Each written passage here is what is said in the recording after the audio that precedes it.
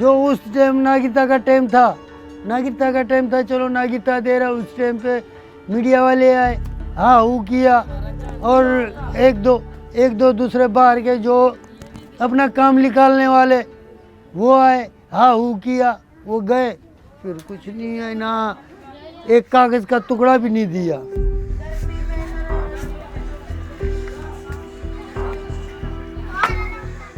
ये bill pass हुआ तो सबको खुशी हो गई कि भाई हमें एक नया जीवन मिला है, गले का फंदा निकल गया नागरिकता मिलने से।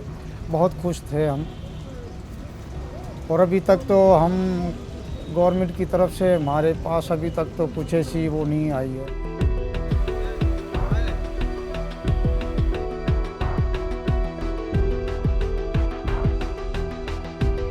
हमारी तो बहुत उम्मीदें थी, बहुत उम्मीदें थी, वो उम्मीदें हमको अभी तक नहीं मिली है।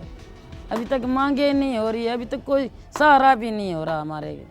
कुछ बन जाएंगी वो भी उम्मीद हमारी ख़त्म होगी, पहले थी अभी तो उम्मीद भी ख़त्म होगी।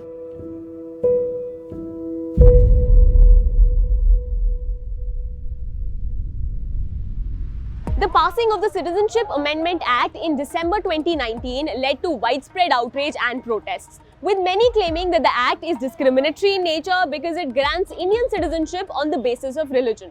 But for some 200 Pakistani Hindu families living here at the Majnu Ka Tila refugee camp in the very heart of the national capital, the CAA was a glimmer of hope.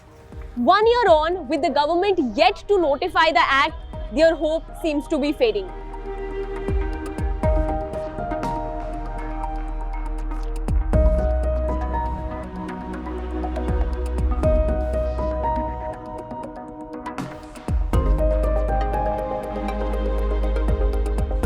यहाँ मुझे अच्छा नहीं लग रहा है, क्योंकि दिक्कत बहुत हो रही है हम लोगों को। बेटियां जवान, बेटे जवान, कोई मेहनत नहीं है हमारे पास कुछ कर सके तो वहाँ से अपना जान चल जाए। ऐसे तो धर्म है हमारा, धर्म की गिला नहीं करें हम अपनी बात अपनी वसूल कर रहे हैं, अपना कैसे जान चलेगा, कैसे रहेंगे, ये बात हम कहना चाह रहे हैं। इसे कि तकलीफ हमें ये है, हम बेरोजगार बैठे हैं, कभी पकता है रोटी खाना, कभी नहीं पकता है। लेकिन बच्चियां तो कहती है मम्मी मुझे कपड़ा ले दे, मम्मी मुझे ये ले दे, तो हम कहाँ से लेके दे। सारा जेवर था बेच बेच के अपनी बेटियां का हमने अपना जान चला लिया। सरकार ने नागरिकता कानून पास किया था, हाँ, तो उससे आपको कोई उम्मीदें हैं? हमारी तो बहुत उम्मीदें थी, बहुत उम्मीदें थी, वो उम्मीदें हमको अभी तक नहीं मिली है। अभी तक मांगे नहीं हो रही है, अभी तक कोई सहारा भी नहीं हो रहा हमारे। कुछ बन जाएंगी वो भी उम्मीद हमारी ख़त्म होगी। वो तो हुकूमत तो बातें बड़ी बड़ी कहती है मगर करती कुछ नहीं है। यहाँ पे हज़ारों साल, 100 साल, हज़ारों साल के बंदे बैठे हुए हैं, उनको बोलते हैं वोट दो वोट दो वोट दो, ये कर दूंगा, वही रास्ता वही खड्डा, वो हमें क्या करेंगी। ये तो सब अपनी मेहनत के, कुछ ईंट लगाई हुई है, कुछ ये झुग्गियाँ बनाई हुई है, वो अपनी मेहनत से बनाई हुई है, अपने खर्चे से बनाई हुई है, अपने हिसाब से बनाई हुई है। अभी हमने वहाँ से कुछ न कुछ लाया, वो भी हमने बेच बेच के अपना पेट पाला है, बेच बेच के अपना पेट पाला है। अभी तो हम तो खाली हो गए, अभी वो चीज़ नहीं है तो हम बेच के अपना 2 महीने निकाल सके।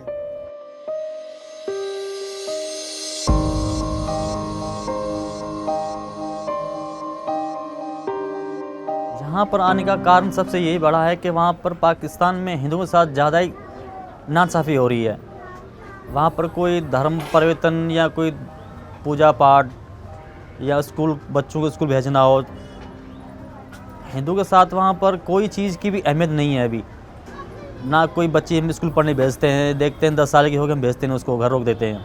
क्योंकि आजकल वहाँ पर ज़्यादा धर्म परिवर्तन हो रहा है, ज़बरदस्ती हो रही है, छीन छान के भाग रहे हैं लोग। इस चक्कर में हमको, हमारे साथ हुआ तो नहीं है लेकिन हमको इतना था कि हो ना जाए कभी, इसलिए हम पहले से ही संपर्क हो गए, हम भाग निकले यहाँ से हिंदुस्तान में।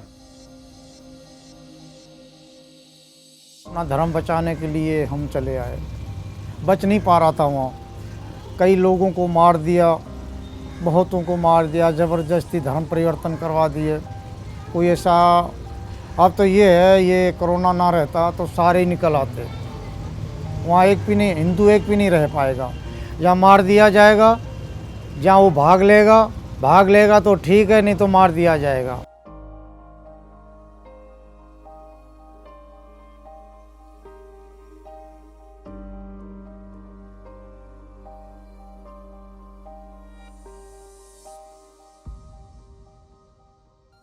बहुत गए हैं ऐसे जिसका कुछ नहीं हो पाया यहाँ पर।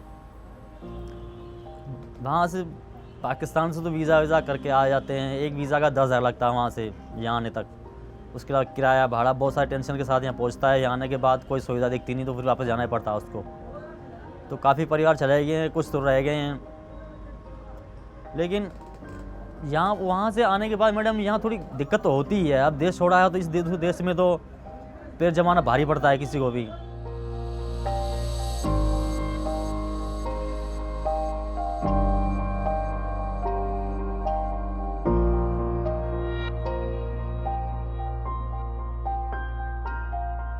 ये तो उनको भी सोचना चाहिए जिनको, कि भाई ये पाकिस्तान से आए हुए हैं, शरणार्थी परिवार हैं, अपना सब कुछ छोड़ के आए हैं।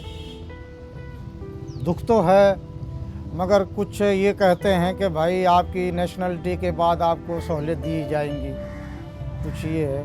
कई बार हम केजरीवाल जी के पास गए, सीएम के पास, वो भी कहते हैं, यही बात कहते हैं, जहाँ जा रहे हैं यही कहते हैं, भाई आपकी नागरिकता हो जाएगी, उसके बाद आपको ज़मीन जायदाद रोज़गार दिया जाएगा। कुछ संघ के लोग, कुछ विश्व हिंदू परिषद, कुछ गुरुद्वारे से कुछ राशन पानी, इस हिसाब से थोड़ा बहुत गाड़ी चलती रही, इस हिसाब से चलती रही गाड़ी, इनके द्वारा चलती रही गाड़ी।